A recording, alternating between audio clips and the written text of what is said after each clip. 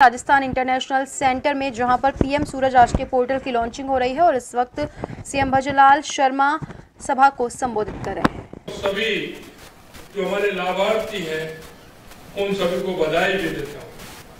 इस ऋण से आप जो कारोबार शुरू करने जा रहे हैं, मैं ईश्वर से प्रार्थना करता हूं कि उसमें आपको बहुत ही अच्छी और श्रेष्ठ सफलता मिले, ऐसी मेरी ईश्वर से कामना है। मैं प्रधानमंत्री जी से संवाद का सौभाग्य प्राप्त करने वाले प्रदेश के सफाई मित्रों एवं विभिन्न योजनाओं के लाभार्थियों को भी बधाई देता हूं। प्रधानमंत्री जी के प्रेरणादायी वाणी से अधिक ऊर्जा हमें मिलती है, उनका मार्गदर्शन भी हमें मिलने वाला है। मैं इस कार्यक्रम से जुड़े सभी लाभार्थियों का अभिनंदन करता हूं। आपका उत्साह देखकर मुझे संतोष की अनुभूति होती है। इतनी बड़ी संख्या में इस उत्साह के साथ आपके इस कार्यक्रम में भाग लेने से जाहिर होता है कि आप लोगों के उत्थान में हमारा प्रयास सफल हो रहा है। गरीब, वंचित, महिला, किसानों का विकास हमारी सरकार की प्राथमिकता है।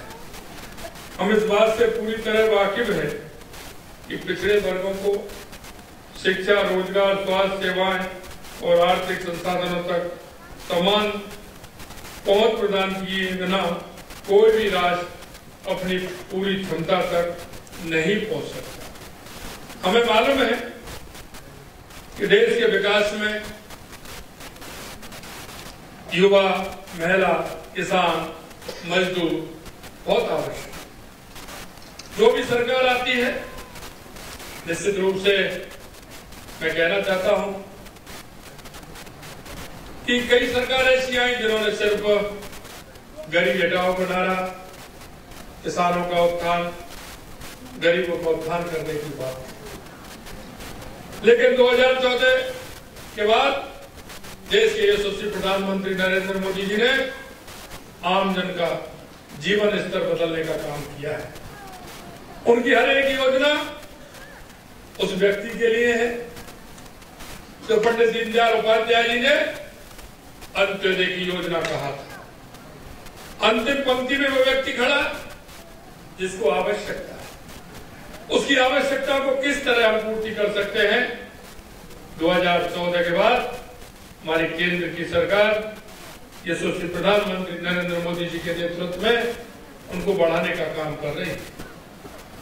जितनी भी हमारी योजनाएं है वो गरीब कल्याण की योजना है। पहले कहते थे कि केंद्र से अगर 1 रुपया जाता है तो गांव के उस गरीब तक पहुंचते पहुंचते वो 15 पैसे रहता है। हमारे माननीय अटल बिहारी वाजपेयी जी कहते कि 15 पैसे क्यों? क्या वो रोड पर चल करके आता है? तो वहां से हम 1 रुपया पहुंचाते हैं तो रोड पर चलते चलते घिसते हुए 15 पैसे रह जाता है। मित्रों, ये सरकार की खामियां थी।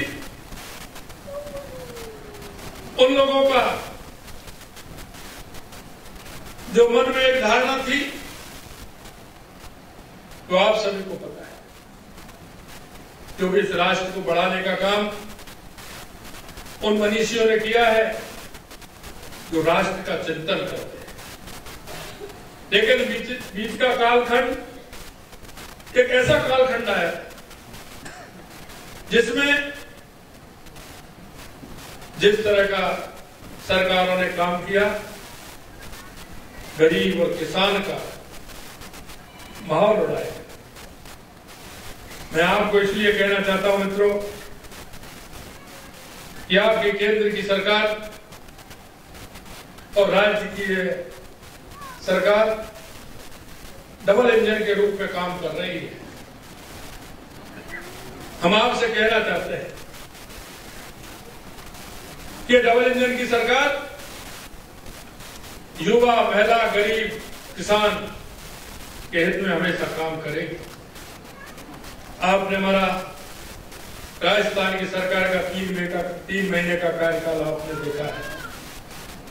हमने जो भी कार्य किया है किसान के हित में, गरीब के हित में, प्रदेश के हित में कार्यक्रम किए।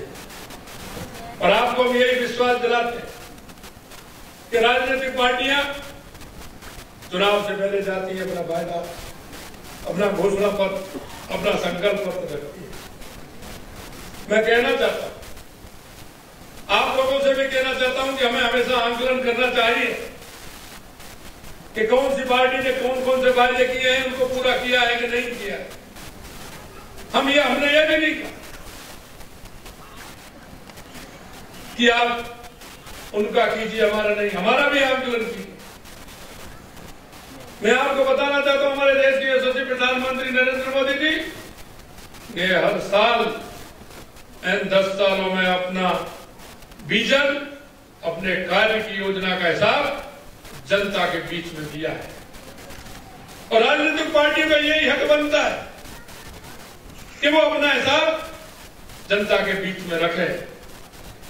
इस मौके पर मैं आपसे इतना ही कहना चाहता हूं